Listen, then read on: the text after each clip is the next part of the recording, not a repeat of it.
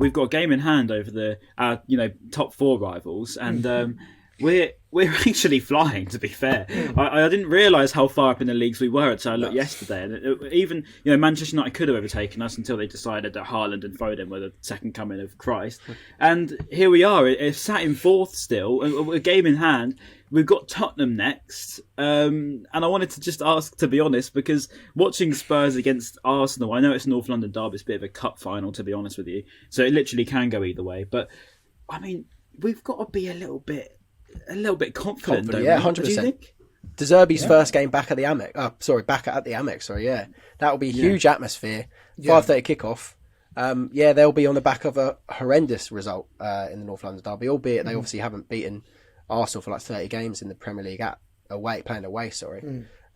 Which is nuts status in itself. But yeah, they'll still be very, very hurt from that, and we will be coming on the back of a brilliant result. Albeit, I guess it was a draw, but should have been a win. Played unbelievably, whereas they played horribly.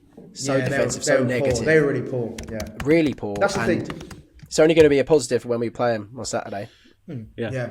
Like for me, watching that game against Arsenal, like apart from, I'm trying to think who stood out that game. Apart from maybe like Harry Kane or someone like that, I just thought they were just not at the races at all. And like Brian said, it could be because it was a North London derby, obviously at the Emirates. All those factors definitely come in. However, at the same time, it's like, they've not been. I'll be honest, I don't think they've been great throughout the whole season. Like consistently throughout the season, they've been getting results. They've been grinding results out, which is good. Like I'll take a 1-0 crappy scrappy win. But at the same time, they have not been playing well. So that's what fills me with confidence, is that we've actually been playing really well and getting results. So that's what puts me in good stead this season. They haven't gone into that next gear, have they, yet? And obviously, I really hope it doesn't happen against us, but I think it'll be unlikely that they do. I'm really gutted that Emerson Royale got sent off, because I was really hoping for us to have a field day against them. Yeah, he's a bit of a joke player. I really thought we were going to have a brilliant game against him. Right back. Matt Doherty, which is Doherty. I actually think Matt Doherty is really underrated. Yeah, he is. And Jed Spence. I don't know. He doesn't get a look in though, does he, Spence? Yeah, but Jed Spence, I don't know what's happened to him. He's moved to Tottenham and he seems to have just lost the plot. It was like after the game on Saturday, his sister put something on Instagram like, it could have been so different. Oh really?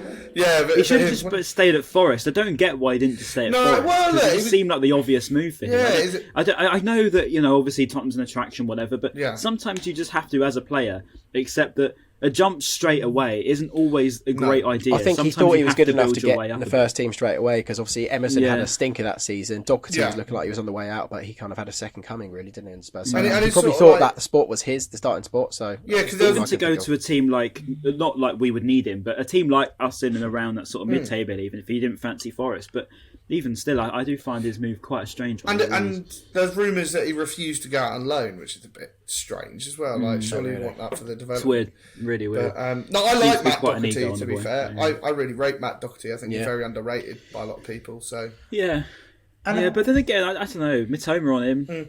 Yeah, we can have some fun there again, I think. And big question is, does Basuma start? Oh, I didn't even. That just reminded me. Jesus Christ, Basuma derby.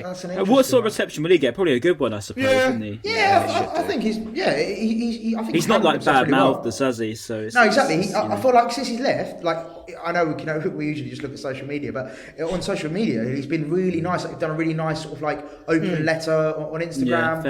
It's been really. I think he's handled himself really well since he left. So. Yeah, it's just a pity for him that he hasn't got in or done well. Like you said, Ryan, the grass isn't always greener, but maybe it will pick up for him. Trossard, if you're watching, mate, grass isn't greener. Stay in. Any Brighton player, if you're watching, it's not that Moises Caicedo.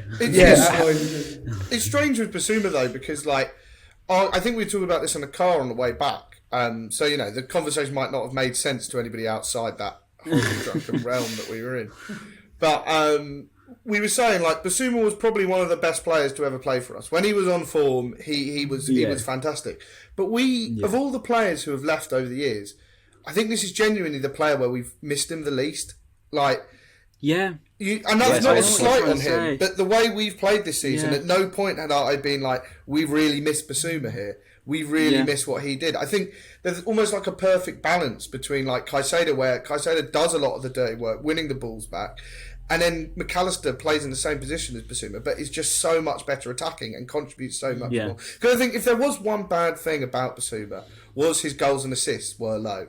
And I don't think that wasn't a massive issue for the role he played, but he didn't always bring goals and assists to the game. And I think that's maybe why I always thought if he took that step up to the top 6 clubs, he would struggle at a top 6 club, because they want all their midfielders to be contributing assists and goals all over the place. You look at it, I'm trying to think of an example in the top sides, like, Liverpool, Fabinho pops up with a few goals. Even Rodri comes up with a good amount of goals as well. Gundogan. And then you look at Arsenal, Partey and Xhaka were the goal scorers this weekend. Yeah. So, no, fair point. I think that's why he struggled a bit. Yeah, no, it's a good point. It'll be interesting. But obviously then they got Harry Kane, who loves scoring against us. Yeah. Oh, mate, Harry Kane. I forgot I've got to watch that guy play football. I hate I think he is the most infuriating player. Yeah. I don't normally hate players, but I can't stand watching Harry Kane play. I'm sure he's a nice bloke, but I can't stand watching him play football. He drives me absolutely crazy. All he does is dive and moan and whinge. And on top of that, Ryan, and, Richarlison and Son, who both love diving about as well. Just makes me. It's gonna if it doesn't go away, it's going to be a very, very frustrating evening. I'll tell you what though, Harry Kane is very good though. Oh yeah, he is. I'll buy every time to Harry Kane stuff because he just winds me up every time. Winds me up. One thing I will say actually, and I think he's really key to their. I think he was really key to the reason why they didn't do well on Saturday or whenever they played. Kulusevski, he was injured, wasn't he? So I feel like if he's back against us, I'm actually much less confident because I feel like he actually does add a lot. I think he's like the mold. He's the gel between the midfield and the attack. I worry about Richarlison, Maz, as well. To be honest, Richarlison. He's quite dangerous against us. Seems to have a good record against us for Everton as well. He's also he seems quite confident ever since he did that ball juggle. I don't know what it is, but Richarlison seems to thrive off hatred. Oh, like 100%. If you hate him, he gets 100 times better, and I like that. It's like Thanos. He's like, he's it's like what's it in bloody Star Wars? He's like Ryan Adsett on Twitter or something. When it's like Star Wars when I can't remember. Somebody says, "If you strike me down, I will become more powerful than you can ever imagine," and that is what he is. And Richarlison just becomes more and more powerful and angry and good. The more you boo him, the more you hate on him. So don't boo him. Yeah, so don't boo him. If anything, applaud him. Applaud him. Yeah, be nice to him. So just shots like, "Go Richarlison, come on, mate." Yeah, you're a legend, best player in the world. Legend, Better than Neymar. Just final thing from me on the Spurs game is I think defensively they are not great. Like in their defence they've got Lenglet, Sanchez, Dyer. And Romero. Now, Romero, I like him. I think he's good. Romero's alright, yeah. Dyer's not awful. He's not. Dyer's been very great. Good this year. Yeah, I think exactly. And when I watched him, he actually has annoyingly because I've always slated him in the past because I've always said he's overrated. Then he went through a patch of being so underrated. So overrated that became underrated. Yeah, and now he's just all right. Like he's decent. I think he's one of decent so far. The only people that came out of the England games over the international break with actually some credit. I think he did quite well in those 2 games. And then quickly, Hugo Lloris as well made a horrendous mistake. Yeah. Oh yeah, and he made a mistake against us. I'm having it, mate. He's so bad, mate. I've said this. Incoming Lloris Golden Glove and absolute world class performance. Okay, I'm gonna tone it down. I don't rate him. I personally think. I agree. I genuinely don't. I don't think he's good. I actually don't think he's good. But like Ryan said, he's now going to go and put a 10 out of 10 performance against us. I'm with diving. I'm with Maz though on this. Like, I do not get at any point where he was like the world-class goalkeeper. He's always had a mistake in him. I don't even think he's that good on the distribution level. He's a great shot stopper. I'm scared now. But yeah, I know, great. I've done this. But but even though you think to the World Cup final, which was probably his greatest hour, he was the one who passed the ball directly to Mandzukic, get them Croatia back in the game. Let me while we're on goalkeepers. Yeah. And before we end the pod, I wanted to say actually, Bobby Sanchez. I know he was he made that mistake for that third goal, but he was that Trent. save. The last that Trent save, which we didn't mention. Oh my God, what a save that was! Right behind the goal as well. Seeing that as he tipped it round, it was literally going straight in that bottom corner. Great free kick. Fantastic save. But mate, that was one of the best saves I've seen. Well remembered, Ryan. I feel like he redeemed himself for the mistake because that was a pretty absolutely, mate. Redeemed himself for more. It was shaky, the little punch.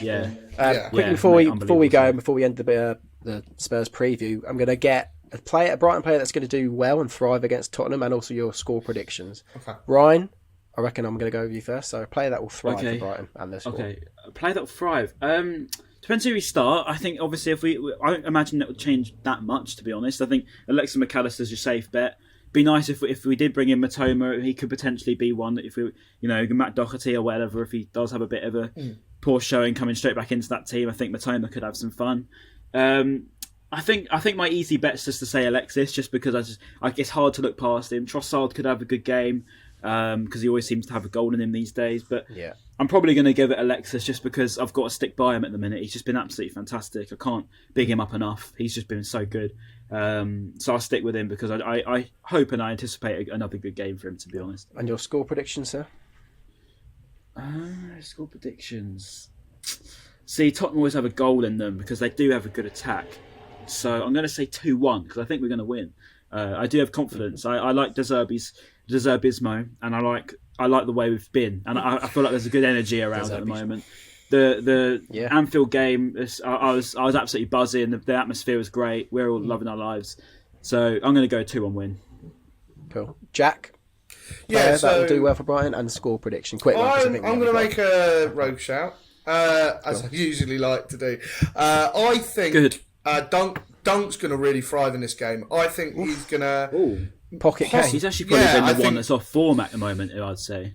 Yeah, and I think he's going to do really well at sort of handling Kane. And I do think Trossard looks so in form at the moment. So yeah, he does. But another shout, I've basically listed the whole team now. But I think Welbeck might finally get his goal. Okay. Yeah, it's good. So yeah, I was also thinking to myself, have I ever predicted Brighton to win on this podcast? Because I don't think I've ever predicted us to win. I don't think we have either. Yeah, so I'm going to predictably. I think De Zerbi, when he came in, actually had like a run from hell. If you look at it, Liverpool, Tottenham, Brentford away, City, and Chelsea. His first 5 games is tough. So I'm not going to go for a win. I think there'll be goals in the game. I think we might see some of Tottenham's quality come through. I still think there's more to come. A prediction, Jack. Yeah, I'm going to push you for an answer, mate. Yeah, sorry. I need to wrap up, mate. Yeah, sorry. I think there will be. I've got a call in 8 minutes. Yeah. I think there will be some good form. So I think Son will score, and it will be 2-2. 2-2. Okay. Nice. 2-2. I'm going to go 2-1 win, and I think I'm going to go for March. March is my player to drive, just for his industrious non-running. He doesn't stop running, and I think he'll put a shift in. Right, that.